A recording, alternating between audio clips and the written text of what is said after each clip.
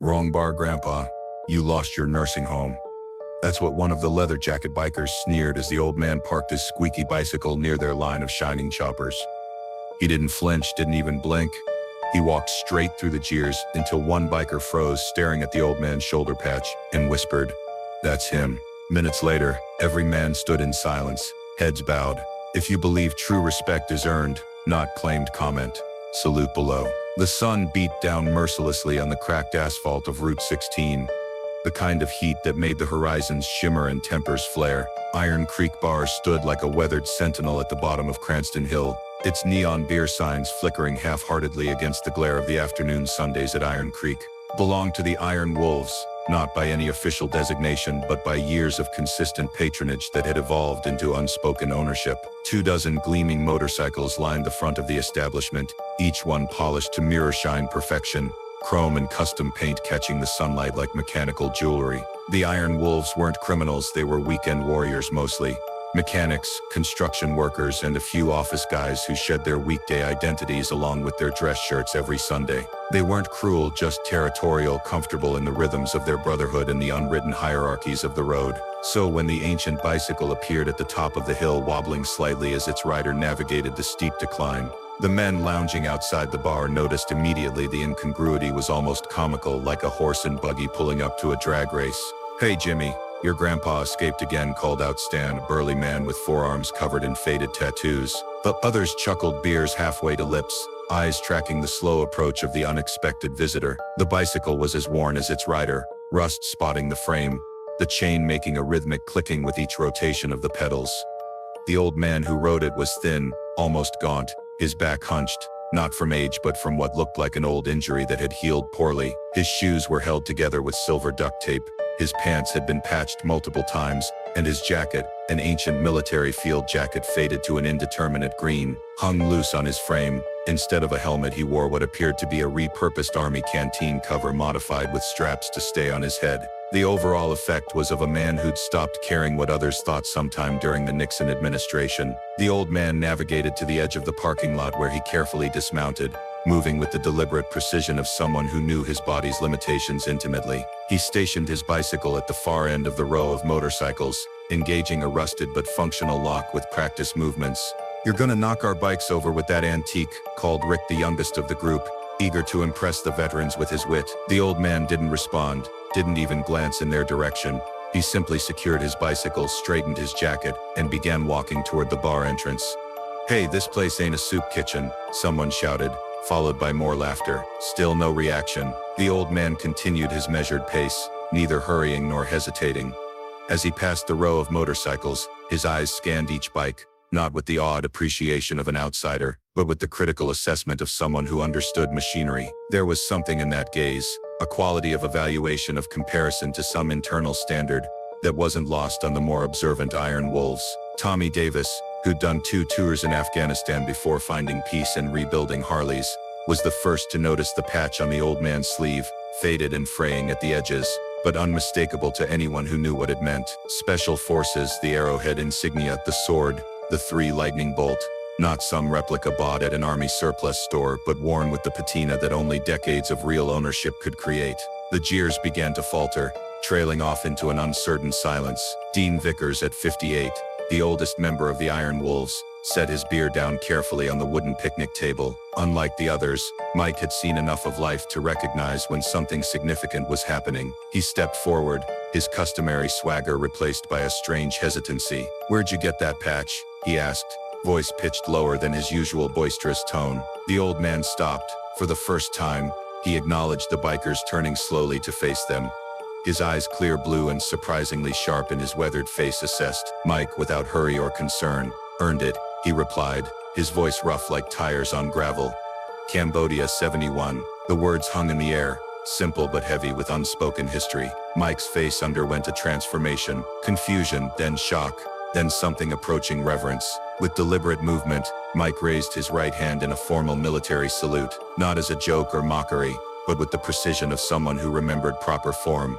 "That's Sergeant Marshall Briggs," Mike said, his voice barely above a whisper but carrying in the sudden stillness. "The man who carried my father out of enemy fire during the cross-border operations." A ripple moved through the gathered bikers, A visible wave of changed awareness. Phones that had been raised to capture what they'd assumed would be an amusing confrontation were quietly slipped back into pockets. Hands removed caps without conscious decision. An instinctive gesture of respect. Bullshit, whispered one of the younger riders, but without conviction. The atmosphere had shifted too dramatically for anyone to dismiss what was happening. Randy, the bartender, who'd been watching from the doorway, disappeared inside, only to return with Stanley Rhodes, the owner of Iron Creek. Hank had served as a Navy mechanic aboard the U.S. Kitty Hawk during Vietnam. He wiped his hands on a bar towel as he approached, squinting against the sun to get a better look at their visitor. "Sergeant Briggs?" Hank asked, disbelief mingling with hope in his voice. "From the 5th Special Forces Group." The old man, Marshal Briggs, nodded once the movement, economical like everything else about him. "I'll be damned," Hank breathed. "My cousin Frankie was in the 25th Infantry. Said you folks were the ghosts in the jungle. Said when everything went to hell you'd appear out of nowhere, fix what was broken and vanish again." Marshall's expression didn't change, but something in his posture acknowledged the recognition. The stories had circulated for years among certain veterans, whispered accounts of a sergeant who'd led recovery operations so deep in enemy territory that they weren't officially acknowledged until decades later. A man who'd carried wounded soldiers for miles through jungle and gunfire, who'd modified vehicles to navigate terrain they weren't designed for, who'd refused evacuation 3 separate times to ensure his men got out. Not the kind of tales that made newspaper headlines or Hollywood movies, just the quiet legends that combat veterans shared among themselves. Stories of the men who exemplified what service truly meant. Searcher Mike said the sir offered not as protocol but as genuine respect. "My father was Daniel Larson, 25th Infantry, 2nd Battalion, ambushed near the border in June of '71. Marshall's eyes narrowed slightly as he accessed memories buried under 5 decades of life. "Larson," he repeated, "radio operator hit in the leg and side." Mike's breath caught audibly. "Yes, that's him." "Good man," Marshall said simply, "kept calling coordinates even while I carried him. Saved his whole unit." The bar had emptied now, the patrons forming a loose semicircle around the old sergeant. No one spoke above a murmur. No one thought to mock the battered bicycle or the worn clothes anymore. Marshall turned to Hank. "Coffee," he said. "Black if you don't mind." "On the house," Hank replied immediately. "Everything's on the house for you, Sergeant." Marshall shook his head slightly. "Not necessary, just coffee." He walked into the bar, then his gait showing the subtle compensation patterns of old injuries long adapted to. The bikers parted before him like water around the prow of a ship, their earlier bravado replaced by an unfamiliar sense of standing in the presence of something authentic. He chose a table in the far corner, back to the wall, eyes on the door, the instinctive positioning of a man who had learned long ago that survival often depended on seeing trouble before it saw you. The phone calls began almost immediately, whispered conversations in corners of the bar, messages sent in disbelief and excitement. Within an hour, the parking lot of Iron Creek Bar had filled with additional motorcycles, as riders from neighboring towns arrived, drawn by the improbable news that Sergeant Marshall Briggs, a name many knew only from veteran stories, was sitting in Stanley Rhodes's establishment, drinking black coffee like it was just another Sunday. Among the newcomers was Owen Mitchell, who rode in on a meticulously maintained 1970s Triumph, a bike nearly as old as Marshall's service history. Peter Park carefully removed his helmet and hesitated at the entrance, uncharacteristically uncertain. In his hand he clutched something small and metallic that caught the afternoon sun. Inside, Marshall sat exactly where he'd settled an hour earlier. He'd answered the respectful questions directed his way with economical precision, neither embellishing his service nor diminishing it. He didn't volunteer war stories or seek attention. When asked directly about specific operations, he would assess the questioner carefully before deciding how much to share. The atmosphere in the bar had transformed completely. The usual Sunday rowdiness had been replaced by something approaching reverence. Men who normally shouted over each other now spoke in measured tones. The jukebox remained silent by unspoken agreement. Peter finally entered, making his way through the crowd until he stood before Marshall's table. The older man looked up, his expression neutral but attentive. "Sergeant Briggs," Peter began, his voice thick with emotion. "My name is Owen Mitchell. My brother was James Mitchell, 17th 3rd Airborne." Marshall nodded slightly. "I remember James, good soldier, quick learner." Peter swallowed hard, then extended his hand to reveal what he'd been carrying, a tarnished bronze medal, its ribbon faded but intact. "My brother told me this belonged to you. Said you gave it to him after that mission near the river. Said when he wanted to give up, you put this in his hand and told him to bring it back to you someday. Said it saved his soul when the painkillers couldn't touch him."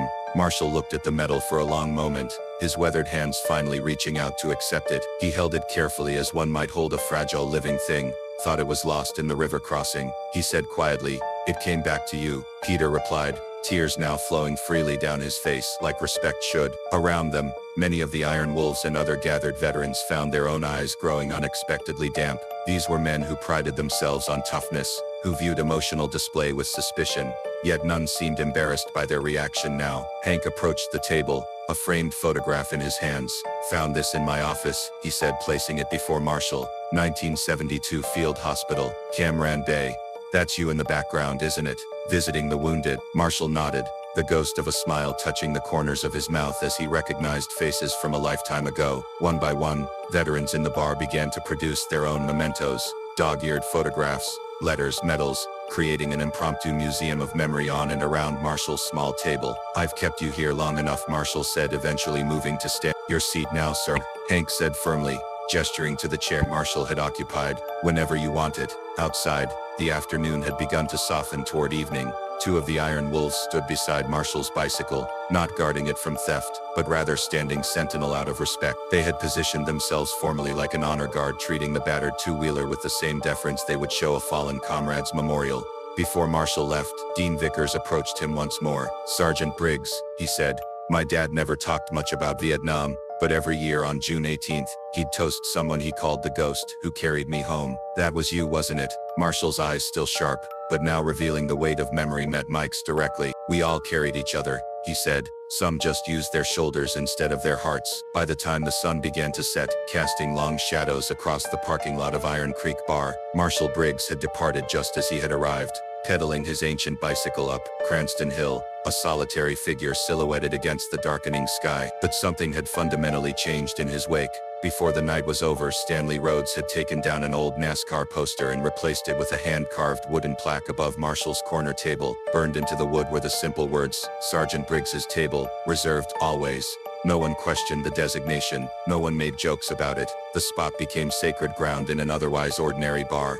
In the weeks that followed, new traditions took root. Any veteran who visited was invited to share a story at Briggs's table. Young riders seeking membership in the Iron Wolves were required to learn about the quiet man who had commanded more respect with his silence than most men could with a lifetime of boasting. Before you claim to be tough, the older bikers would tell them, understand what real strength looks like. The annual Memorial Day ride, previously just an excuse for a long weekend trip, was rerouted to include a stop at the local VA hospital where they'd learn Marshall volunteered every Wednesday morning. The laughter didn't disappear from Iron Creek. The jokes, the friendly insults, the occasional harmless rowdiness returned, but something intangible had shifted. A new awareness had taken hold among men who had previously measured worth primarily in horsepower and bravado. Dean Vickers put it best one Sunday evening as they closed the bar. My old man used to say, there are two kinds of respect in this world, the kind you demand which never lasts and the kind you earn which never fades.